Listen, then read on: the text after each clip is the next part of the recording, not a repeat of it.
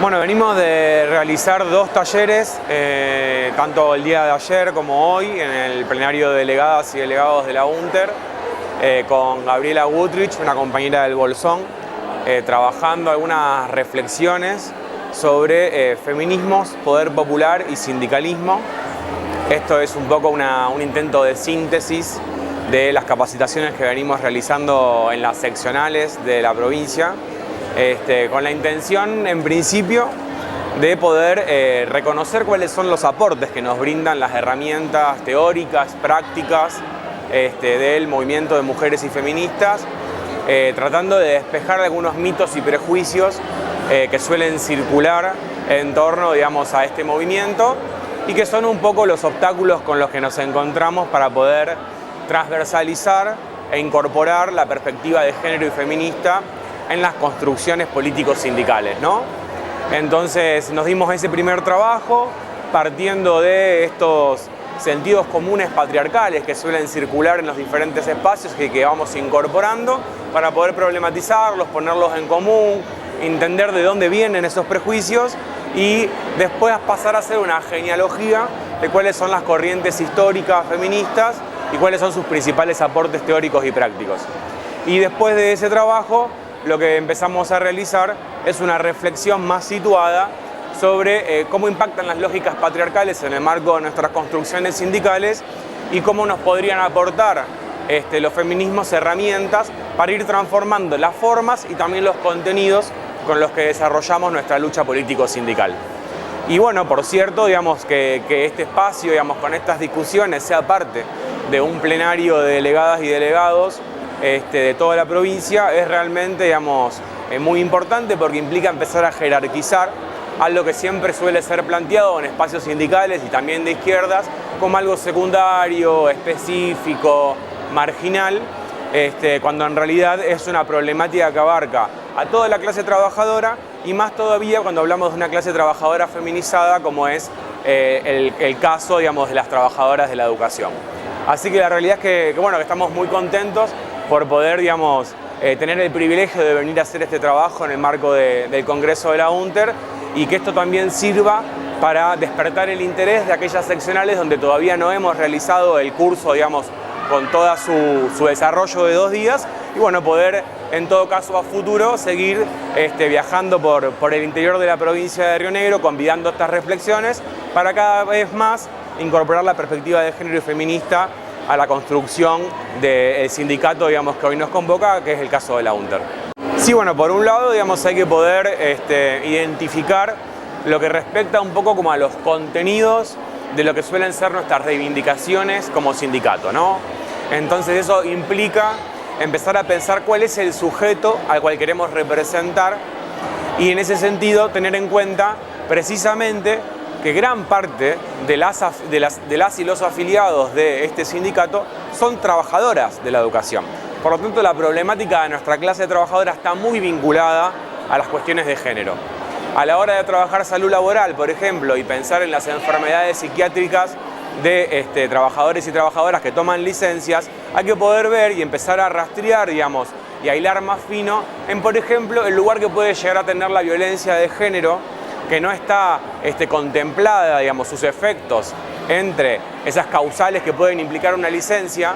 y que las mujeres se ven obligadas a pedir una carpeta psiquiátrica cuando en realidad están siendo víctimas de una situación de violencia. Si nosotros no podemos reflexionar sobre eso, vamos a seguir ocultando o tapando detrás de un indicador, digamos, más general, una realidad concreta que es la que padecen las mujeres. Otras situaciones de las que hablábamos tenían que ver con poder incorporar, por ejemplo,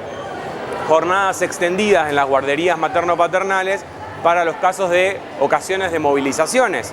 para que las compañeras, digamos, y compañeros no tengan dificultades de participar de esas movilizaciones por el hecho de tener que cuidar a sus hijos e hijas. O como, por ejemplo, a la hora de pensar en un congreso, que son de 2 o 3 días, las tareas de cuidado y de crianza no sean un obstáculo para que las compañeras puedan participar también de esa instancia. Entonces pensar, por ejemplo, que en paralelo a nuestros talleres puede haber talleres para niños y niñas donde las compañeras y compañeros puedan dejar a sus hijos y puedan trabajar, digamos, en las reflexiones que estamos llevando adelante quienes estamos afiliados o están afiliadas al sindicato, ¿no? Sí, hay experiencias de esa característica, muchas veces las llevamos adelante en el marco de organizaciones sociales, por ejemplo en el marco de los encuentros nacionales de mujeres, donde cientos de mujeres de diferentes organizaciones viajan y por 3 días quizás nos pueden o no se animan o sienten culpa de dejar a sus hijos e hijas en su ciudad, entonces se buscan estrategias más colectivas, más comunitarias, para poder, digamos, garantizar el cuidado de sus hijos e hijas y ellas puedan asistir a los talleres del encuentro. Bueno, eso tiene que ver un poco con empezar a desprivatizar las tareas de cuidado y de crianza y sacarlas del plano de un problema personal y privado de la familia, que en general termina siendo un problema personal y privado de la mujer, que es quien debe ver si una amiga, una suegra, una madre puede encargarse del cuidado de sus hijos para ella poder dedicarse, digamos, a su carrera, su participación política y en este caso específico su participación sindical. Eso por un lado tiene que ver con esto, ¿no? Con la intención de transversalizar la perspectiva de género en los que entendemos como problemas, como reivindicaciones y como ejes a partir de los cuales nos movilizamos y negociamos con la patronal. Y por otro lado tenemos todo lo que tiene que ver con el amplio abanico de lógicas patriarcales que todavía están naturalizadas, que se desarrollan en el marco de nuestras construcciones colectivas y que son las que en última instancia terminan reproduciendo aquellos privilegios masculinos que hacen que, aún en un sindicato, digamos, con una gran mayoría de mujeres afiliadas, sigan siendo hombres los que estén en lugares de representación, vocería, negociación y en los cargos de máxima representación en la conducción. Y también otras lógicas mucho menos perceptibles que esas, más sutiles, que tienen que ver con cómo dialogamos, con cómo discutimos, con cómo definimos, con cómo gestionamos y construimos y ejercemos el poder, que también hacen que muchas veces las mujeres no estén en condiciones de participar con plena igualdad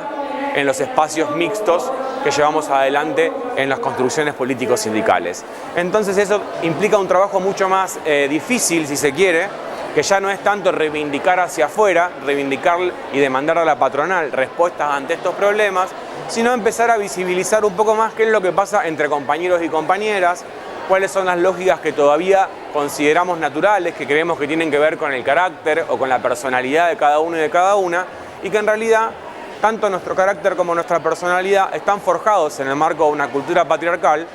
Entonces aprendemos a ser varones o aprendemos a ser mujeres ya incorporando y naturalizando estas desigualdades. Un poco el desafío es empezar a hacer este trabajo más introspectivo, empezar a habilitar espacios de reflexión, de problematización, de diálogo, de escucha, de crítica y de autocrítica, para poder empezar a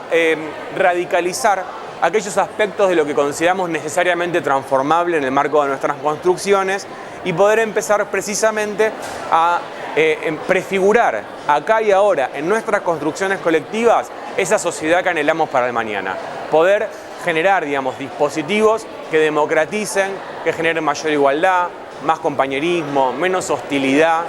que puedan generar formas de liderazgo, formas de conducción, que se corran de los estereotipos masculinos de que el liderazgo es personalizado, es autoritario, es una cosa rígida, de no escucha, de imposición, para poder también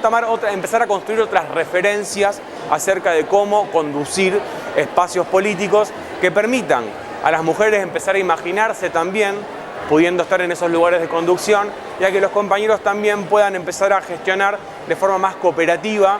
más solidaria esos espacios de conducción, para que precisamente sea cada vez menos la lógica delegativa que hace que las afiliadas y afiliados depositen en un representante la solución de sus problemas y empecemos a tener una participación más masiva y democrática, que entendemos que es una de las propuestas y objetivos de este modelo sindical que lleva adelante la UNTER, pero que si eso no está atravesado por la perspectiva de género y feminista, ve reducidas sus potencialidades, porque una gran cantidad de afiliadas no desarrollan toda su capacidad militante y toda su posibilidad de construcción, precisamente porque hay un techo de cristal invisible que es lo que recorta, digamos, toda su proyección política. Entonces, si realmente tenemos la voluntad de una participación masiva y democrática por parte de todas nuestras afiliadas y afiliados, tenemos que poder incorporar todas estas herramientas que nos brindan los feminismos para así radicalizar la democracia que construimos y poder ampliar la participación política de todas y de todos.